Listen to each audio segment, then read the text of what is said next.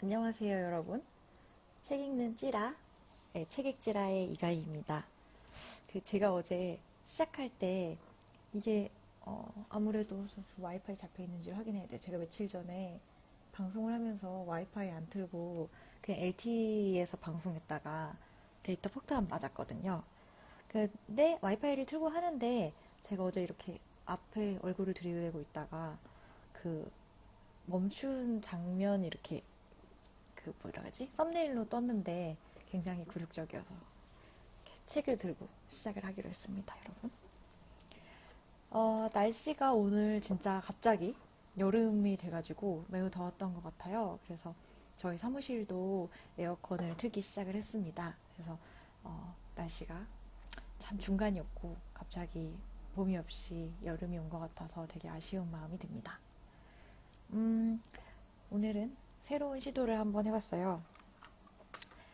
방송 중에 질문을 해주시거나 혹은 댓글을 달아주신 분들 중에 책 선물을 드릴게요. 책은 프로이트 전집 꿈의 해석이고요. 열린 책들에서 나왔고, 사실 저희 사무실에 이런 책들이 되게 많은데 좀 막 두껍고 막 수요가 없어가지고 가끔 제가 이렇게 이벤트를 하면서 참여해주신 여러분께 책 선물을 드리려고 합니다. 그래서 방송 중에 질문을 해주시면 책 선물을 드립니다. 그리고 페이스북 라이브를 그냥 어쨌든 테스트로 뭐 많이 들어주시는 분들이 있을까? 이런 생각으로 계속 진행을 하고 있는데 생각보다 계속 꾸준히 들어주시고 있어서 굉장히 감사드리고요. 근데 조금 한계는 있는 것 같아요. 페이스북 라이브가 어쨌든 라이브의 특성이 있는 건데 갑자기 중간에 들으면 무슨 얘기인지 좀 잘 모르실 때도 있고 그래서 제가 방송이 끝나면 계속해서 유튜브에 업로드를 하고 있습니다.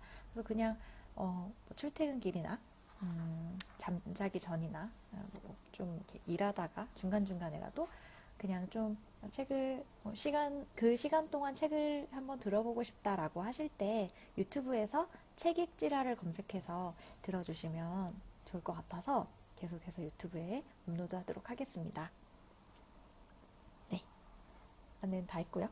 오늘 소개하려는 책은 아주 낯익은 지식들로 시작하는 인문학 공부입니다. 신동기 작가님이 지은 책이고요. 인문학 책이에요. 그래서 아틀라스 북스에서 나왔는데 이 작가님이 굉장히 인문학 서적을 많이 쓰셨어요. 이 책 외에도 네 글자의 힘, 동서양 인문의 고전에서 찾는 네 글자의 힘, 뭐 습관적 생각의 제동을 거는 세 가지 습관인가? 30가지 화두, 생각여행, 뭐 인문학으로 스펙하라, 인문 경영으로 리드하라, 뭐 이런 분야의 책들을 쓰셨고요. 제가 얼마 전에 저희가 이제 아침에 컨텐츠 어떤 수요 조사를 하다가 어떤 책을 읽고 싶으세요 할 때 1등을 했던 책입니다. 그래서 굉장히 인문학에 대해서 다들 좀 읽고 싶은데 시간 내서 좀 보기는 어렵고 그거를 좀 압축적으로 담은 책이 아닐까 그렇게 생각을 해서 오늘 소개해 드려 볼게요. 네, 책 굉장히 심플하고 이쁘죠? 나온 게 4월 16일 정도 됐으니까 굉장히 따끈따끈한 책이고요. 제가 이제 앞으로 이렇게 좀 책도 자세히 보여드리고 소개를 해드리려고 합니다. 그래서 타이틀에는 인문학은 우리가 모른다고 생각했던 익숙한 지식들의 모음이다. 지식기잡이 신동기 박사가 안내하는 우리들의 인문학 오디세이라고 적혀 있습니다. 신동기 박사님은 연세대학교 경영학과 및 경영대학원을 졸업하고 당국대학교 대학원에서 경영학 박사학위를 받으셨고 뭐 경영학과 인문학을 융합한 내용을 강의하고 계시고 일반인을 대상으로 신동기와 함께하는 생각여행, 게릴라 인문학 콘서트를 매달 1회 정기적으로 진행하고 있다. 저서로는 휴가철 CEO가 읽어야 할 도서로 선정한 네 글자의 힘을 비롯해 생각여행, 인문학으로 스펙하라, 인문경영으로 리드하라, 해피노믹스, 독서의 이유, 직장인이여 나 자신에게 열광하라 등이 있다. 입니다. 제가 오늘 뭐 평소보다 좀 적으시기도 한데 이벤트를 하고 있는데 왜 아무도 질문 안 해주세요. 이 책에 대해서나 저에 대해서나 궁금한 게 있으면 질문을 부탁드립니다. 그래서 이 책은 총 16개의 주제로 돼 있고요. 1부가 역사, 2부가 신화와 종교, 3부가 정치와 경제, 4부가 철학과 과학. 그래서 우리가 흔히 그 인문학 하면 떠올리는 문사철에 대해서 다루고 있고요. 역사에서는 로마 제국사, 영국사, 중동사, 그리고 사기, 그러니까 중국 고대사, 그리고 일본사, 그리고 한국사.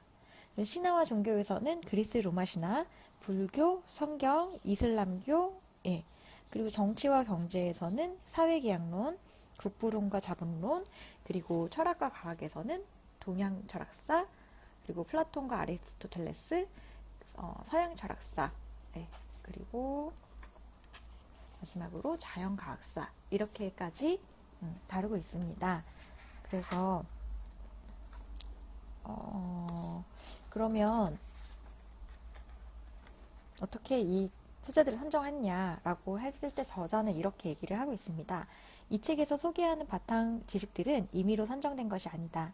인간과 사회를 이해하는 데 필수인 역사, 신화, 종교, 정치, 결학, 경제, 철학, 과학 7개 범주에 해당하는 동서양의 주요 테마들을 현실적 유용성이라는 잣대에 비추어 선정했다. 그래서 16개의 바탕 지식을 가지고 있고요. 네, 간단하게 왜 이 책이 나오게 됐는지 배경을 밝히고 있는데요. 상사원이든 외교관이든 국제무대에서 외교 상대방과 같이 저녁을 먹고 와인을 마시면서 할 일이 무엇이 있을까? 이를 위해서는 당연히 상대방의 사고방식과 행동 양식을 형성해온 문화의 핵심을 이해하고 있어야 한다. 예를 들어 서양인을 만난다면 서양 문화의 두 기둥인 헬레니즘과 헤브라이즘, 즉 그리스 로마 신화 및 그리스 철학과 성경에 대한 기본적인 이해가 있어야 한다. 그래야만 상대방의 말과 행동의 의미를 더 잘 이해할 수 있고 그것을 토대로 관심사를 주도하면서 상대방과 마주하는 짧은 시간 동안 훨씬 더 좋은 관계를 형성할 수 있을 것이기 때문이다. 라고 하면서 어떤 이제 외교나 이런 그런 문제에서 굉장히 어떤 서로의 문화를 이해하는 게 바탕이 돼야 되기 때문에 이 문학을 필요하다라는 얘기를 하고 계세요. 또한 인문학은 창의성과 인간관계 향상을 위한 최고의 수단이라고 밝히고 있는데요. 그러면 어떻게 인문학이 창의성을 개발하고 인간관계를 더 낮게 향상시킬 수 있을까라는 질문에 이 필자는 인문학은 인간을 이해하고 인간을 성장시키는 데 도움이 되는 인간을 위한 학문이라고 정의하고 있습니다. 그래서 인류 역사를 통틀어 최고의 인문학 책은 바로 논어와 성경이다. 깊이 있고 진실한 그리고 지속적인 인간관계를 형성하는 데 있어서 이 두 책 이상으로 도움을 주는 인문학 책은 없다. 라고 하면서 이러한 책들을 바탕으로 우리가 인간관계나 창의성을 발휘할 수 있다. 라고 주장을 하고 있습니다. 그런데 왜 그러면 이 책을 쓰게 되었나? 그렇다면 그런 베스트셀러들의 원전인 인문학 책 자체를 편하게 읽을 수 있다면 얼마나 멋지고 큰 감동을 느낄 수 있는가? 그런데 우리는 그러기가 쉽지 않죠. 논어나 성경을 원전 그대로 읽고 이해하기가 쉽지 않다. 그리고 또 이제 우리나라 성인들이 책을 안 읽는 이유가 책을 안 읽기도 하지만 못 읽기도 한다. 책 읽는 재미를 못 느껴서 못 읽기도 하고 너무 어려워서 그러기도 한다. 라고 얘기를 하고 있습니다. 그래서 읽기 어려우니까 못 읽고 못 읽으니까 바탕 지식이 안 쌓이고 바탕 지식이 안 쌓이니 어려워서 또 못 읽고 그런 악순환이 이어진다. 그래서 결국 책에서 손을 놓게 된다. 이것이 오늘날 우리의 독서 현실이다. 이런 상황에서 아무리 인문학을 강조해봤자 의미가 없다. 그렇다 보니 출판계는 이런 성인 독자들이 손쉽게 집어들 수 있는 동화책에 가까운 책만 펴낸다. 성인 독자들은 이것도 책이냐 하고 출판사를 욕하면서도 그 책을 산다. 그래서 독서력이라는 좋은 열매를 맺게 하려면 먼저 지력부터 높여야 한다고 얘기하고 있습니다. 그런 바탕 지식을 형성하는 적절한 범주의 인문학을 체계적, 압축적으로 공부한다면 악순환의 꼬리를 끊을 수 있다. 바탕 지식을 쌓기 위한 인문학 공부는 인문학 범주를 하나하나 뿌리채 뽑듯이 하는 방식이 아니다. 그러니까 뭔가 하나의 역사든 뭐 철학이든 그거를 깊이 파내는 식으로 인문학 공부를 하는 것이 아니다라고 얘기합니다. 기초 지식을 얇게 펴바르면서 그렇게 좀 늘려나가는 게 좋다라고 얘기를 하면서 이 책을 쓴 취지를 밝힙니다. 그 대학에서도 굉장히, 그러면 대학에서는 왜 대학생들이 인문학에 관심이 없느냐라는 관점에 대해서 이 이제 저자는 그 서양 문화 한 과목을 듣고 재미를 느껴서 서양 철학사나 동양 철학사를 스스로 공부할 수가 있나. 마르크스 강의가 폐강되고 포스트 모더니즘 강의에 학생들이 수강 신청하지 않는 이유는 해당 주제에 대한 맛을 한 번도 본 적이 없기 때문이다 라고 얘기합니다. 그래서 인문학 강좌는 테니스 레슨과 비슷하다. 테니스 레슨의 목적은 배우는 사람이나 테니스 기술을 체계적으로 익힌 다음 실제 경기에서 그 기술을 다양하게 응용하면서 테니스의 참맛을 느끼게 하는 데 있다. 인문학 강좌의 목적 역시 배우는 사람이 그 강좌를 듣고 거기에서 배운 내용을 자신의 것으로 체계적으로 정리한 다음 실제 자신의 삶에 인문학을 다양하게 적용하도록 하는 데 있다 라고 얘기를 하고 있습니다. 네. 그래서 보이실까요? 16가지 인문학 바탕 지식을 이렇게 표로 정리하면서 구분은 맨 위에 여기 역사, 이게 역사, 신화, 종교, 정치, 경제, 철학, 과학이라는 분야로 나눴고 그걸 다시 동양과 서양으로 나눠서 이 책을 전개를 하고 있습니다. 그런데 그렇게 교과서처럼 딱딱하지는 않은 것 같아요. 그래서 오늘 제가 많은 이 책에서 다루고 있는 부분 중에 무엇을 읽어볼까 라고 하다가 혹시 오늘 아무도 대답을 안 해주셔가지고 거기 누구 있나요? 여기 로마 제국사, 영국사, 중동사, 사기, 일본사, 한국사, 그리스 로마 신화, 불교, 성경, 이슬람교, 사회기양론, 국부론과 자본론, 동양 철학사, 아리스토텔레스, 서양 철학사, 자연과학사 중에서 듣고 싶은 부분이 있으시면 없으실 거죠? 읽어드리려고 했는데 그러면은 제가 궁금했던 중동사를 읽어드리도록 하겠습니다. 역사 파트에서 중동사입니다. 진짜 오늘 그 댓글 다신 분 중에서 책을 보내드리려고 했는데 어떻게 한 분도 댓글을 안 달아주시나요? 네. 이슬람교 등장 이전 중동의 역사부터 시작합니다.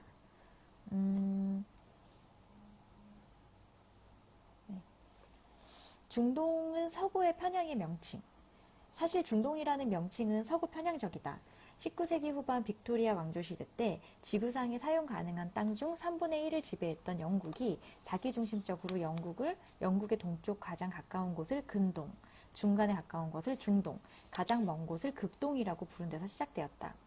우리나라 중심으로는 중동이 아니라 아시아의 서쪽, 즉 서아시아라고 부르는 것이 맞다. 이처럼 중동은 19세기 후반에 영국이 편의적, 정치적으로 지정한 명칭인 만큼 그 지칭하는 범위가 들쭉날쭉하다. 넓게 볼 때는 아프리카 대륙 북서쪽의 모로코에서 아프가니스탄까지고 좁게 볼 때는 이집트부터 이란까지를 지칭한다. 따라서 중동이라는 범위에는 아프리카와 아시아 대륙 구분 없이 좁게 볼 때 아프리카 대륙 동북의 이집트와 아시아 대륙 서쪽의 주요 산유국들이 포함된다. 중동의 역사는 공간적으로는 크게 둘로 나눌 수 있고 시간적으로는 크게 5단계로 나눌 수 있다. 먼저 공간적으로는 이라크, 이란과 이집트라는 두 거점으로 나누어 볼 수 있다.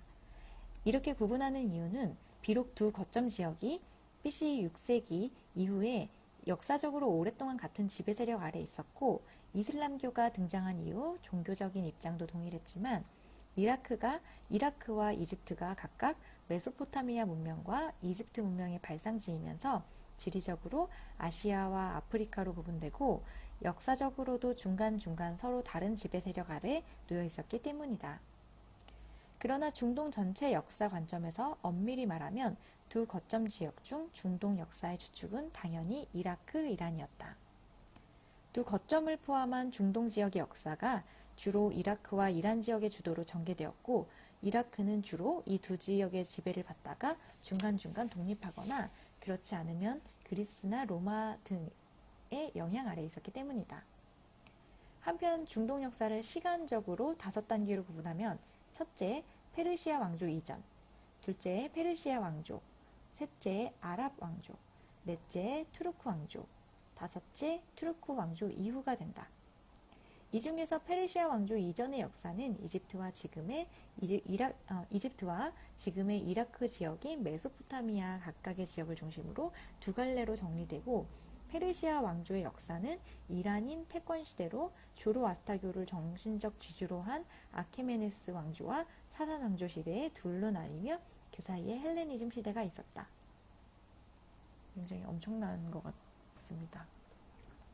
저는 고등학교 때 세계사를 선택 안 했는데 굉장히 오랜만에 이런 세계사를 보는 것 같아요. 어차피 오늘 들으시는 분들도 별로 없는데 제가 공부한다고 생각하고 열심히 읽겠습니다. 아랍 왕조의 역사는 아랍인 패권 시대이자 이슬람교를 정신적 지주로 한 시대로 정통 칼리프 시대, 우마이야 왕조, 아바스 왕조로 전개되었다. 투르크 왕조의 역사는 이슬람교를 정신적 지주로 한 투르크인 패권 시대로 셀주크 투르크와 오스만 투르크 두 시대로 구분되며, 두 시대 사이에 몽골 지배 시대가 있었다. 투르크 왕조 이후 시대에는 1차 대전 때는 영국과 프랑스를, 2차 대전 후에는 미국을 중심으로 한 서구 열강이 중동 지역에 절대적인 영향력을 행사했으며, 그 각 축의 중심에는 석유가 있었다.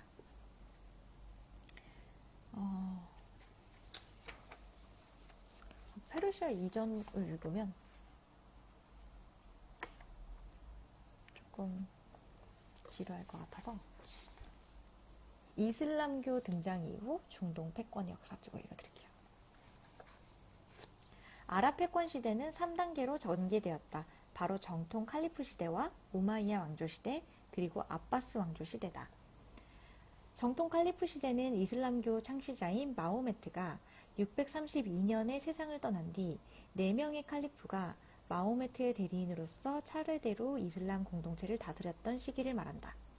마호메트가 죽은 뒤 이슬람 공동체는 유력자들 간의 협의를 통해 마호메트의 친구이자 장인인 아부 바르크를 1대 칼리프로 세웠다.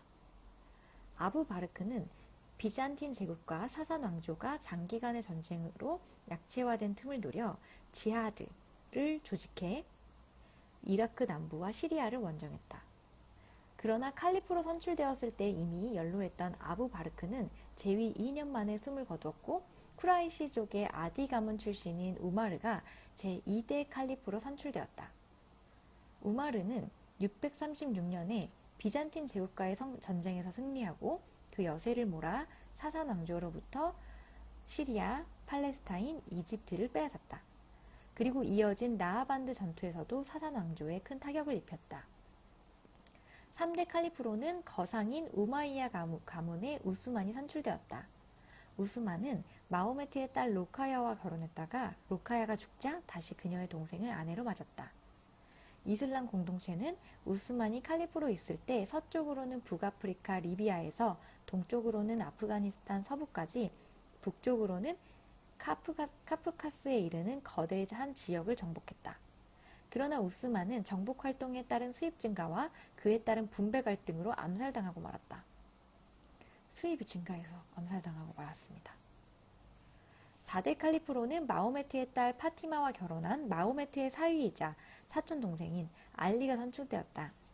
알리는 그의 칼리프 선출을 반대하는 우마이야 가문 출신의 시리아 총독 무아위야의 반란을 진압한 뒤 무아위야의 평화협상 제안을 받아들였으나 여기에 불만을 품은 병사에 의해 암살당하고 말았다. 알리가 죽은 뒤 알리의 장남인 핫산이 칼리프에 오르자 우마이야 가문의 무아위야도 칼리프를 자칭하고 나섰다. 그리고 무아위야는 시리아의 다마스쿠스를 수도로 비잔틴 제국의 행정기구를 계승해 독자적으로 우마이야 왕조를 개창했다. 여기에 대항하기 위해 나선 알리의 차남 후세인이 이끈 구대는 무아위야군에 의해 전멸당하고 말았다. 엄청난 전쟁의 역사이네요. 4대 칼리프인 알리가 암살된 후 알리 분파에서는 칼리프는 마호메트와 혈연이 닿는 하신 가문에 한정해야 한다고 주장했다. 그리고 알리의 차남 후세인이 죽고 난 뒤부터는 아예 하신 가문 이외의 칼리프에 대해서는 정통성을 인정하지 않았다. 이후 그들은 자신들이 세우는 정통 후계자를 칼리프와 구별해 이맘이라고 부르기로 하고 1대 이맘을 마호메트의 사위이자 사촌동생인 알리, 2대를 알리의 장남인 하산, 3대를 알리의 차남인 후세인으로 정했다. 이때부터 알리 가문만을 정통 후계자로 인정하는 이슬람 분파를 알리 분파라는 의미에서 시아 알리라고 하고 통상 시아파로 호칭하게 되었다. 그리고 우마이야 왕조로 이어지는 칼리프를 지지하는 이슬람들을 마호메트의 순나를 따르는 사람들의 의미로 수니파로 호칭하게 되었다. 그래서 여기서 시아파와 수니파의 유래에 대해서 설명하고 있습니다. 굉장히 복잡한 족보를 읽는 동안 많은 분들이 나가셨어요. 한편 알리 분파의 3대 이맘인 후세인이 죽은 뒤에는 이슬람 공동체의 주도권이 우마이야 왕조로 넘어갔다. 우마이야 왕조는 지배 영역을 서쪽으로는 아프리카 북부와 오늘날의 스페인, 포르투갈 지역인 이베리아 반도까지, 동쪽으로는 인더스강 유역까지 확장시켰다. 그리고 정복자인 아랍인에게는 연금 지급과 면세 특권을 부여하고 비아랍인에게는 토지세인 하라지 등을 부과해 농업 수확물의 절반 정도를 세금으로 징수했다.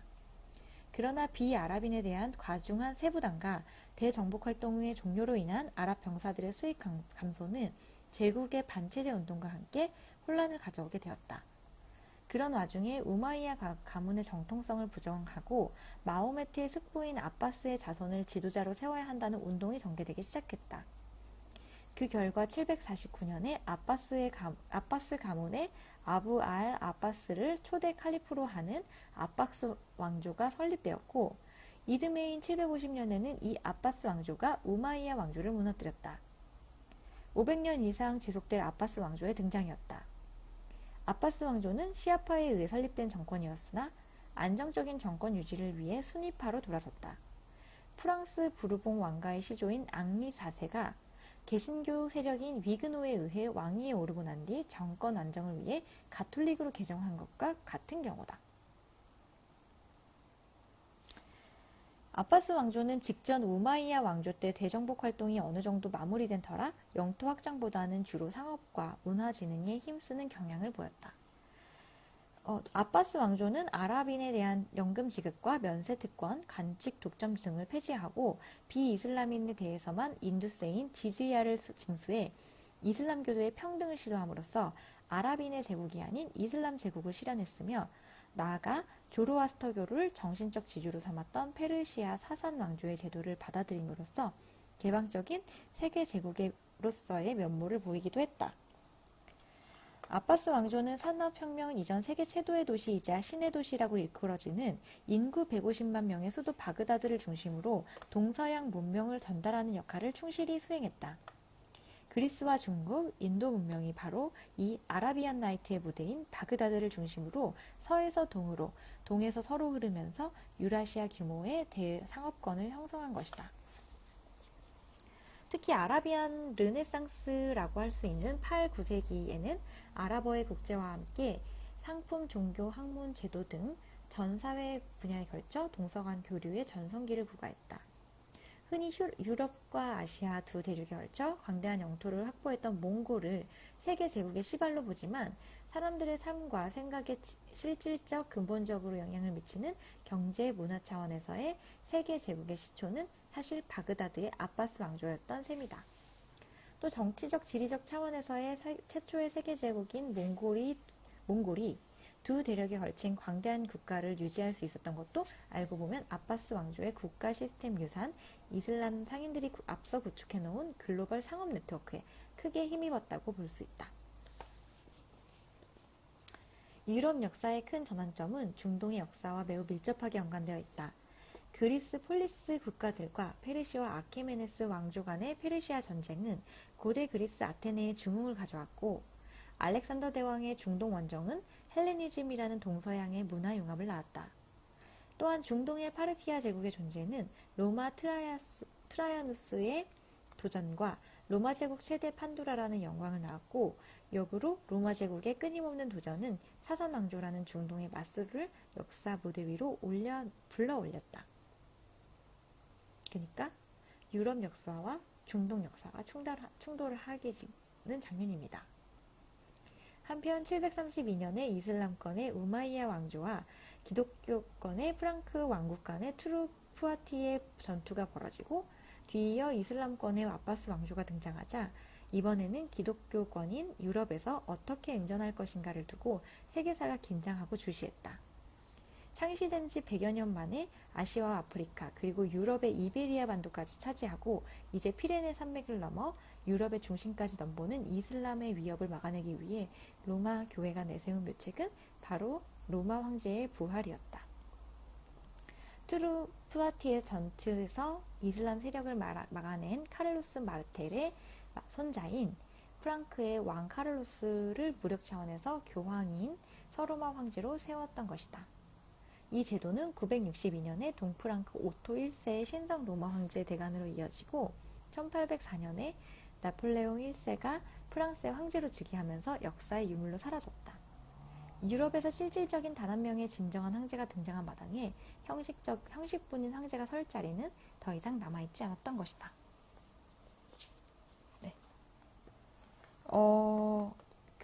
다시 지금까지 이거 듣고 계시는 분들의 인내심이 새삼스럽네요. 의미가 없는 건 아닌데, 그러니까 의미가 있죠. 근데 굉장히 제가 계속 어려운 걸 읽고 있어가지고 들으시는 분들도 힘드실 것 같은데, 그 인내심을 가지고 들어주시는 시청자 7분께 감사합니다.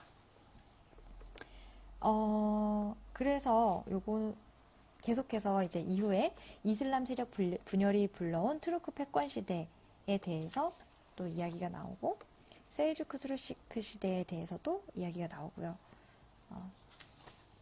그리고 칭기즈칸의 등장과 몽골 지배 시대, 오스만 투르크 시대, 그리고 세계 열강과 이슬람 세력 간의 충돌 까지 이어지는데요. 그 뒷부분을 조금 읽어드릴게요. 이제 투르크 패권 시대가 막을 내리고 1차 대전이 끝난 후부터는 영국과 프랑스에 의한 중동 분할이 시작되었고, 2차 대전 후에는 아랍 제국들의 독립과 1948년의 이스라엘 건국, 그리고 중동 석유를 둘러싼 미국과 소련 간의 패권 다툼이 이어졌다. 1850년대에 석탄을 대체 에너지로서 등장한 석유의 부상은 산유국 중동에 있어 재앙이자 축복이었다. 영국과 프랑스는 오스만 제국을 넘어뜨리고 검은 황금의 땅 중동을 차지하기 위해 1차 대전 중인 1916년에 러시아의 동의를 얻어 사이크스-피코 비밀협정을 맺었다. 3국 간의 중동 분할 협정이었다. 그러니까 영국과 프랑스와 러시아가 이제 중동 분할 협정을 한 거고요. 이와 함께 영국은 오스만 제국을 무너뜨리기 위한 전략으로 오스만 제국의 투르크족 영향권 아래에 있었던 아랍인과 유대인을 제국으로부터 떼어놓기 위한 작업에 돌입했다. 바로 각각 아랍인과 유대인을 대상으로 독립국가 수립을 약속하는 후세인 맥마흔 협정과 벨푸어 선언을 연이어 진행한 것이다. 그러나 3국의 중동 분할 협정과 상호 모순적인 유대인과 아랍인 각각과의 독립국가 수립 약속은 결과적으로 오늘날 팔레스타인 문제의 단초가 되고 말았다. 2차 대전 이후 중동은 영국과 프랑스의 지배 질서에서 미국과 소련의 냉전적 지배 질서로의 전환, 민족주의와 원리주의의 발흥, 이스라엘 건국에 따른 팔레스타인 문제의 대두, 시아파와 수니파 간의 종파 갈등 등 복잡하게 역사가 전개되었다. 그러다 1979년에 이란이 이슬람 혁명을 통해 신정 국가로의 회귀를 선언하자 혁명의 파급을 차단하기 위한 소련의 아프가니스탄 침공이 벌어졌고, 결국 이러한 소련의 아프가니스탄 군사 점령 실패는 1991년의 소련 연방 붕괴라는 세계사적 사건으로 이어지게 되었다. 미국 역시 이란이 다른 중동 국가들에게 혁명을 수출하는 것을 막기 위해 이란 이라크전에서 적극적으로 이라크 지원에 나섰다. 그러나 이 전쟁은 결국 8년이라는 공방 끝에 정전으로 끝을 맺었다. 이후 이라크는 1990년에 재정 악화를 해결하기 위해 이번에는 쿠웨이트 침공에 나섰다. 그러자 페르시아 만안에 석유 이권을 가진 미국이 지금까지 같은 편이었던 이라크를 공격했다. 이것이 미국을 비롯한 34개 국가의 다국적군이 이라크 공격에 나섰던 1991년 1월 7일부터 2월 28일간 42일간의 걸프전이었다. 이처럼 미국이 중동 문제에 깊숙이 개입하자 이에 불만을 품은 이슬람 원리주의자들은 2001년 9월 11일 미국의 세계 무역센터 빌딩과 펜타곤 공격으로 대응했다. 그리고 같은 해 10월 미국은 9.11 테러 세력인 알카에다와 알카에다를 지원하는 탈레반 정권을 응징하기 위해 아프가니스탄 공격에 들어갔다. 그 결과 불과 한 달 만에 탈레반 정권은 무너졌고 알카에다의 리더인 오사마 빈 라덴은 2011년 5월 2일에 미국 특수부대 공격으로 파키스탄에서 사망했다. 오사마 빈 라덴이 사망한 이후 알카에다 조직은 오히려 더 거대한 모습으로 진화해 3년 뒤 세상에 그들의 존재를 알렸다. 2003년 알카에다의 이라크 하부 조직으로 출발한 ISIL, 이라크 레반트 이슬람 국가는 2010년 튀니지에서 시작된 아랍의 봄이 이집트를 거쳐 2011년 시리아에 이르자 거점을 이라크에서 시리아로 옮겼다. 이후 이 조직은 2013년에 벌어진 시리아 내전에서 아사드 정권에 대항하는 반군 세력으로 활동하다 2014년 초부터는 다른 반군 세력들과 갈등을 빚기 시작했다. 그러다 2014년 6월에 이라크 제2의 도시인 모술과 인근 유전 지역을 점령하면서 이슬람 국가 설립을 세계에 선포했다. IS다. 일반적 관념을 훨씬 뛰어넘는 과격 이슬람 단체 이슬람 국가 IS의 등장이었다.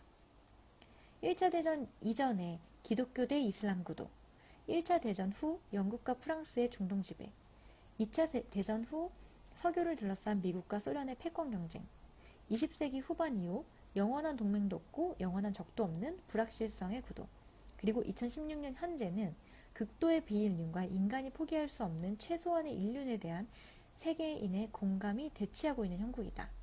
이슬람의 땅 중동에서. 네. 그래서 오늘 이 인문학 공부를 읽어본 결과 제가 잘못한 것 같습니다. 아니면 인문학이 잘못했거나. 근데 제가 그런 생각이 들었어요. 저희도 어떤 컨텐츠를 모바일에서 소비하면 좋을까라는 문제를 많이 고민을 하고 있는데 이 아까 신동기 저자님, 작가님은 이제 뭔가 이렇게 얇게 그 인문학을 이해해서 층층이 쌓아나가는 식의 이해가 중요하다고 하셨는데 그것도 되게 맞는 말인 것 같고요. 기본적인 이제 이해, 그 다음에 심화되어 나가는 게 맞는 것 같은데 그거를 되게 짧게 줄이는 게 되게 결코 쉽지 않은 것 같아요. 그래서 왜 지적 대화를 위한 넓고 얕은 지식을 들어보면 그거는 이제 요만큼의 이야기를 20분의 대화로 푸니까 굉장히 이제 쉽게 이해할 수가 있잖아요. 근데 이거는 굉장히 넓은 지식을 그 챕터 요만큼의 중동사라는 그 긴 역사를 요만큼에다가 넣어야 되니까 그 나름의 또 이해하기 어려움이 있는 것 같고요. 근데 또 하지만 이제 한번 이렇게 쭉 시간이나 종으로 횡으로 훑어주니까 이러한 전체적인 그림 안에서 또 인문학을 이해하기가 하면 더 좋겠다라는 관점입니다. 혹시 관심이 있으시다면 인문학 공부, 네, 신동기 작가님의 아주 낯익은 지식들로 시작하는 인문학 공부를 읽어보세요. 오늘 좀 이렇게까지 반응이 처참한 적이 없어서 방송을 좀 빨리 마치려고 하는데 어떻게 오늘은 한 분도 댓글을 안 달아주셔가지고 저의 그 책 선물 이벤트가 굉장히 무색해지고 있습니다, 여러분. 방송 후에라도 댓글을 달아주시면 제가 이 프로이트 전집인 꿈의 해석을 선물로 드릴게요. 오늘 선물도 너무 어려워가지고 댓글을 안 달아주시는 걸 수도 있을 것 같아요. 네, 그러면 저는 더 재밌는 책으로 여러분들의 반응이 활발할 수 있는 책으로 또 다시 선정해서 다시 돌아오도록 하겠습니다. 여러분, 안녕히 주무세요.